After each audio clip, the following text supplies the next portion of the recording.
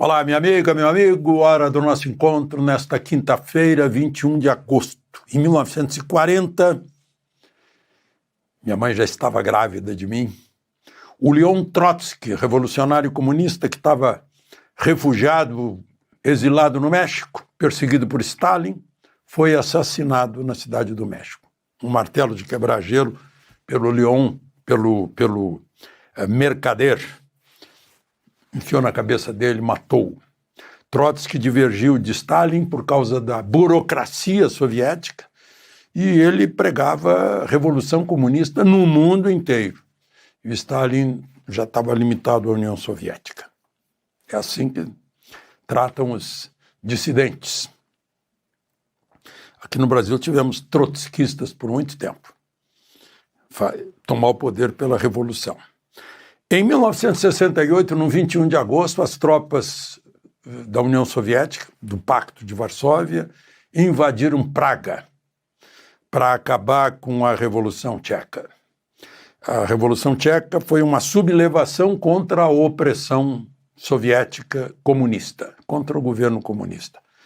Vocês sabiam, eu li isso hoje num livro chamado Massacre, que é muito bom, que os alemães, quando invadiram a União Soviética, né, foram bem recebidos nos países bálticos, na Bielorrússia, que hoje é aliada de Putin, na Ucrânia.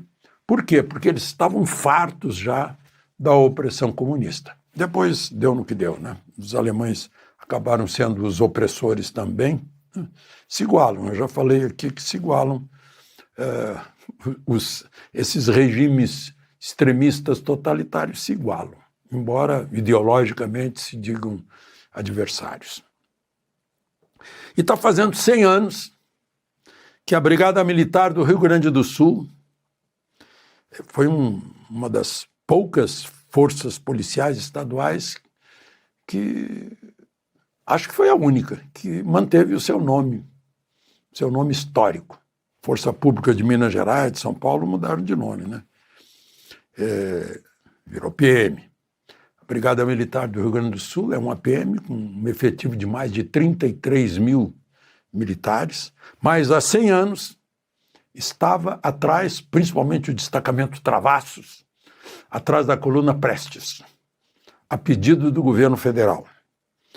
1925. Mato Grosso, Goiás, Maranhão, Piauí, Ceará, Bahia.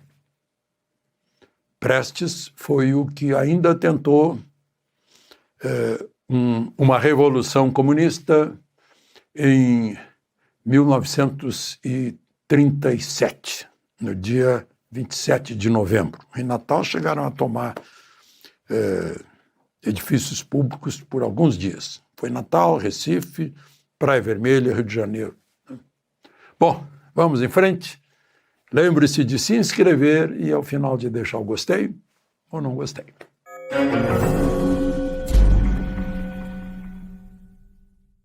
Bom, em primeiro lugar, um pedido de desculpas. Eu disse ontem que Omar Aziz é baiano. Não, ele é paulista, de Garça. Passou a infância no Rio Grande do Sul, em Caciqui.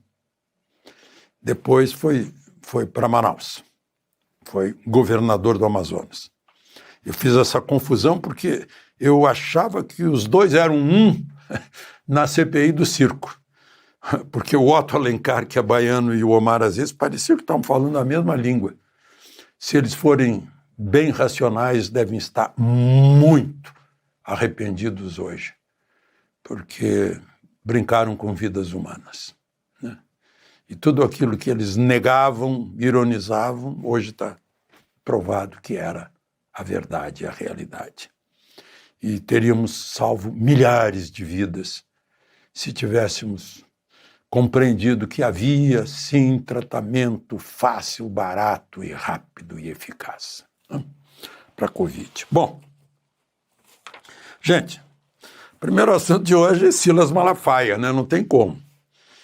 Começou no aeroporto, aí busca e apreensão, levaram até os cadernos de anotações religiosas, tiraram passaporte, celular, ele entregou a senha E imediatamente já começaram a aparecer conversas entre ele e Bolsonaro a despeito do que diz uma cláusula pétrea da Constituição, artigo 5º, inciso 12, né, que diz que é inviolável o sigilo, o sigilo telefônico.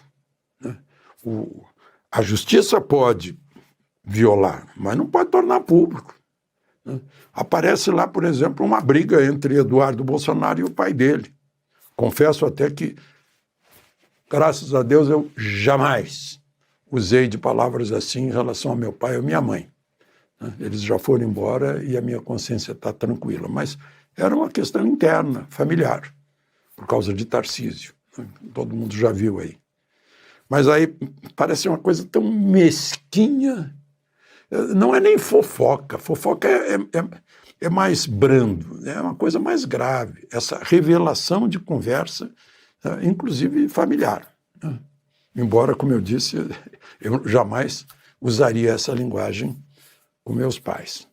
Mas eu acho que isso tudo, prisão domiciliar de Bolsonaro, agora pegar Silas Malafaia, qual é a linguagem subliminar que está aí? Né? É que, vê só, ele aí organizou, a gente prendeu todo mundo que foi se manifestar na Praça dos Três Poderes e invadiu os prédios. Agora continuam se manifestando. Já fizemos busca e apreensão, é um aviso para esse sujeito aí que estava organizando na Avenida Paulista. A linguagem é essa. Está dizendo o quê? Para Washington, olha, Trump tem razão, caça às bruxas, devido ao processo legal atropelado. Estão avisando, estão dando indícios, provas, quase evidências. Evidência é o que nem precisa de prova, né? Que aqui usam muito evidência como se fosse indício, porque traduzem direto indício em inglês quer dizer evidence, ou provas. Né? Provas em inglês é evidence.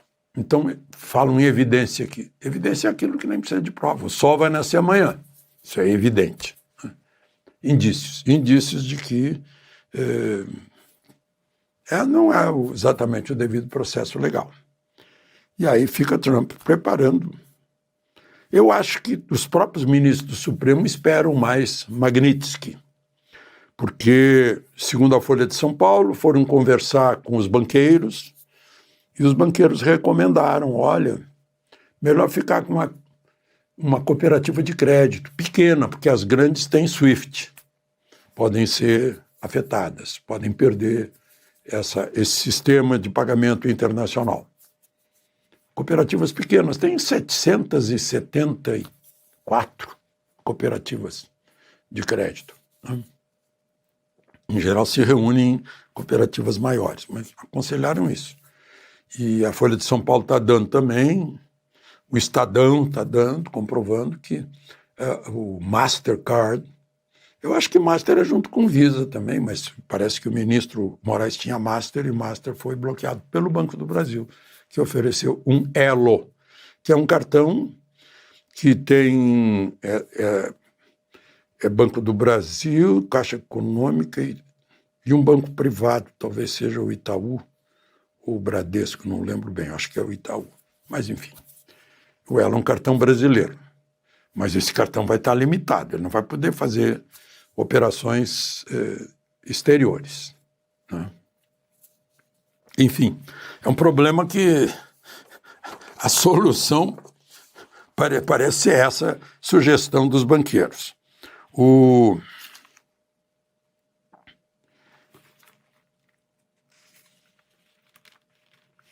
Uma das acusações de Bolsonaro, que eu anotei aqui, esqueci de falar, é que ele está conversando com o advogado Martin De Luca. Isso é anunciado como se fosse um crime.